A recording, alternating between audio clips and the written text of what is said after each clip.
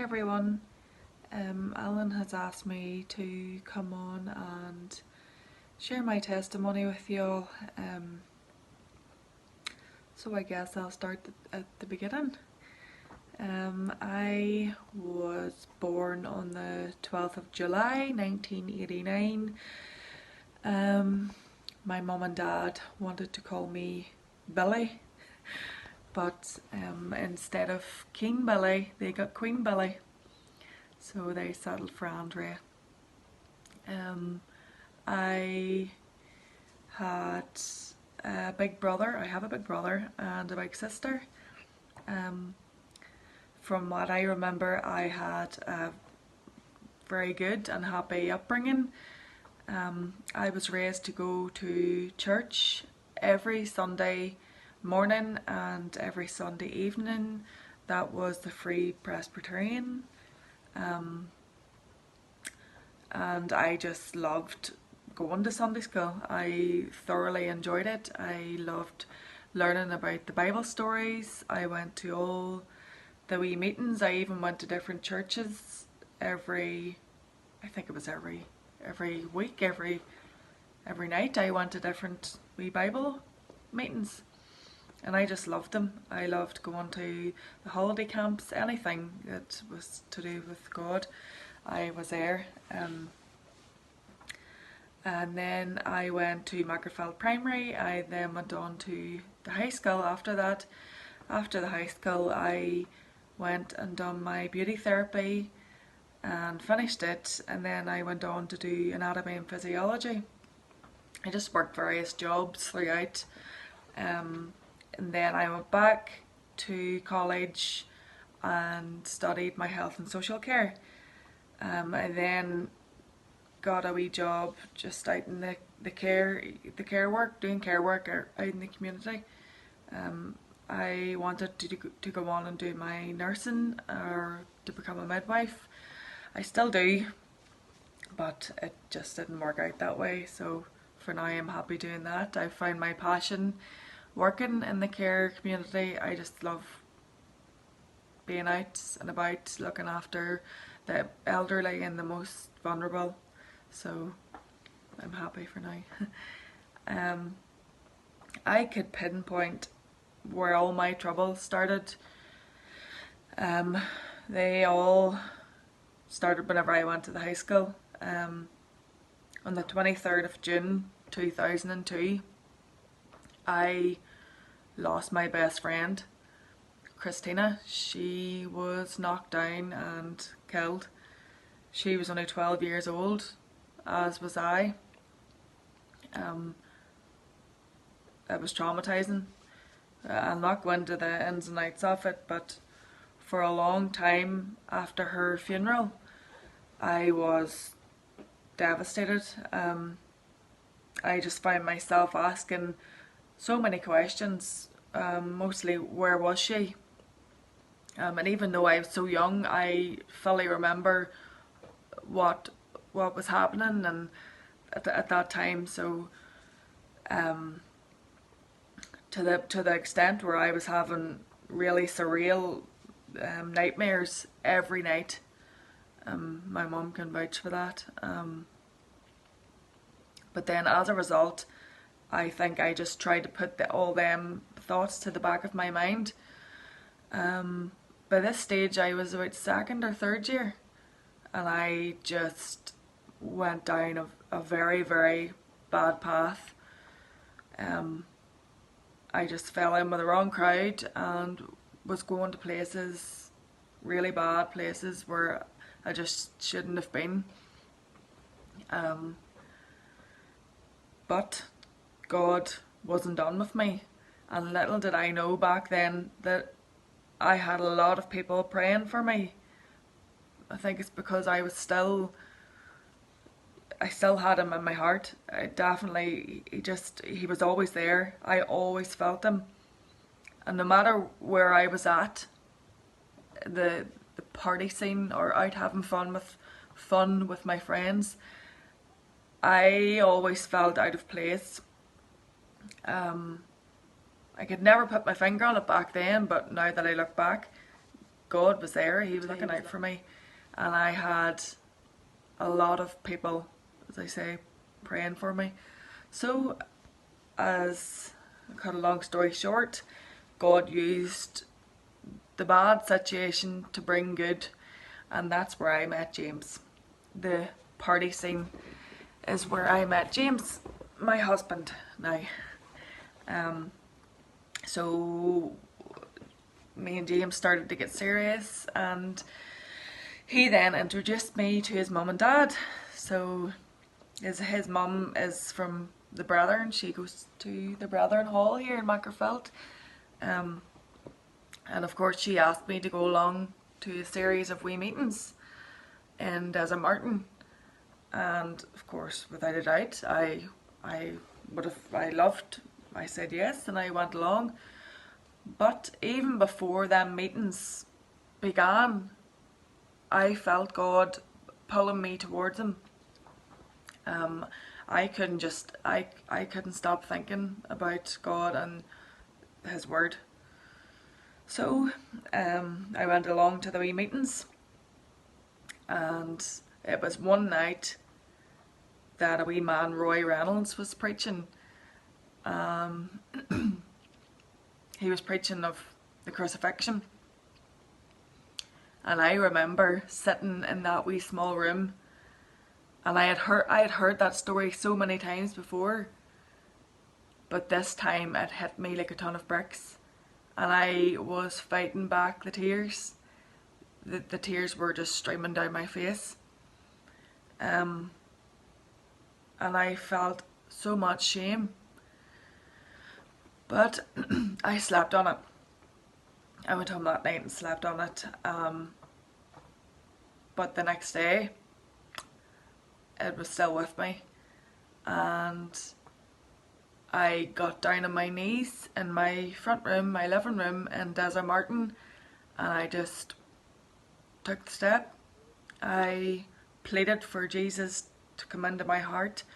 I admitted I was a sinner, and I was ashamed of everything I'd done, and I desperately need him in my life. So yeah, that was it. And I continued to go to the meetings. I continued to go to the Brethren Hall in Mackerfeld, and it wasn't long after that that James got saved and asked the Lord into his life.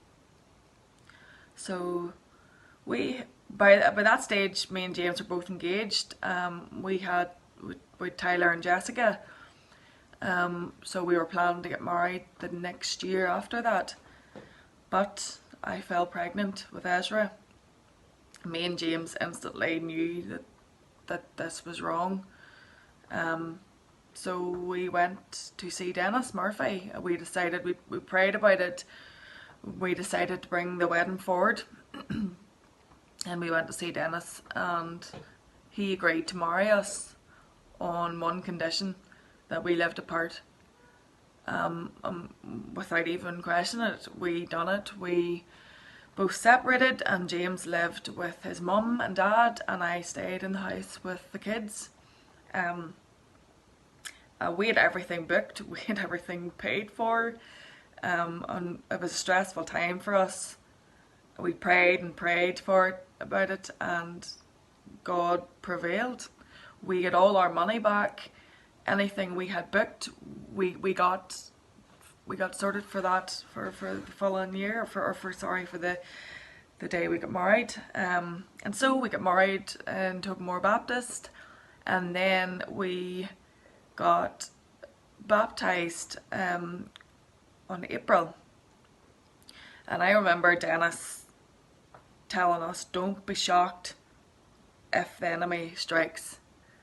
And sure enough, the next couple of days, Ezra took very, very sick, along with little Ellen, and they were both admitted into ANDREA Hospital, and there they stayed for about a week. And the church faithfully, they prayed for us, they visited us, and sure enough, our two wee warriors pulled through. So yeah, that is my testimony. I just want to leave you with a wee verse, a Bible verse, because I think it fits so well with my testimony. It's Jeremiah 29 verse 11. For I know the plans I have for you, saith the Lord, plans to prosper you and not to harm you, plans that'll give you a future. I feel this ties in so well with my testimony, because God had a plan for me. He took the reins in my life. Will you let him take the reins for yours? Thank you so much for listening to my testimony. I hope you have a blessed day. Thanks. And can it be that I should gain an interest in the Savior's blood? Died he for me, who caused his pain, for me who him to death pursued? Amazing love, how can it be that thou, my God, shouldst die for me? Amazing love, how can it be that thou, my God, shouldst die for me? 'Tis mystery all, the immortal dies. Who can explore his strange design? In vain the firstborn seraph tries to sound the depths of love divine. 'Tis mercy all, let earth adore, let angel minds inquire no more. 'Tis mercy all, let earth adore, let angel minds inquire no more. He left his Father's throne above, so free, so infinite his grace, emptied himself of all but love, and bled for Adam's helpless race. 'Tis mercy all, immense and free, for oh my God, it found out me. 'Tis mercy all, immense and free, for oh my God, it found out me. Long my imprisoned spirit lay, fast bound in sin and nature's night.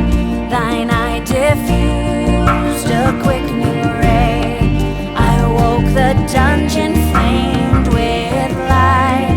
My chains fell off, my heart was free, I rose, went forth, and followed thee. My chains fell off, my heart was free, I rose, went forth, and followed thee.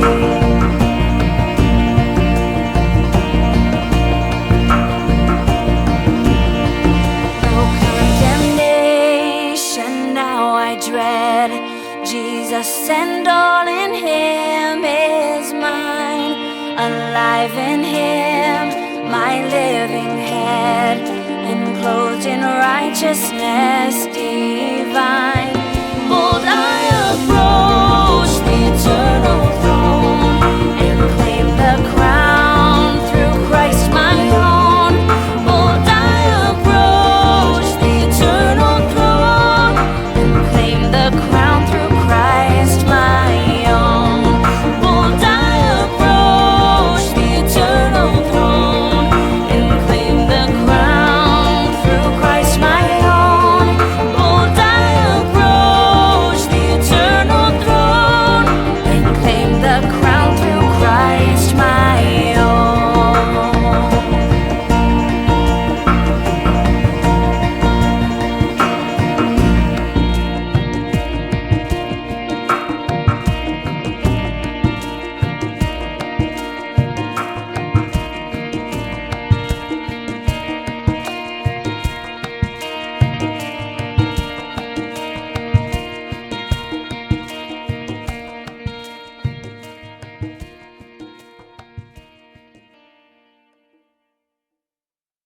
And can it be